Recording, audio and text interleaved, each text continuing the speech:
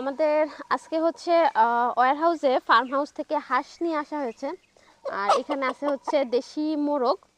তো আমাদের কাস্টমারের অর্ডার আছে, এই কারণে আমরা নিয়ে আসছি আমাদের ফার্ম হাউস থেকে।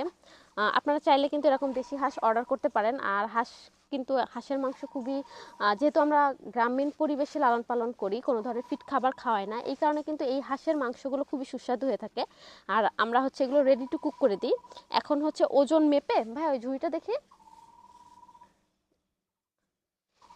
এই যে আমরা হচ্ছে এইভাবে মিটারে একটা ঝুড়ি দিয়ে মাইনাস করে নেই, তারপর হচ্ছে এভাবে ওজন মাপি, ছবি তুলি, একটা ছবি তুলে তারপর হচ্ছে কাস্টমারকে পাঠাই।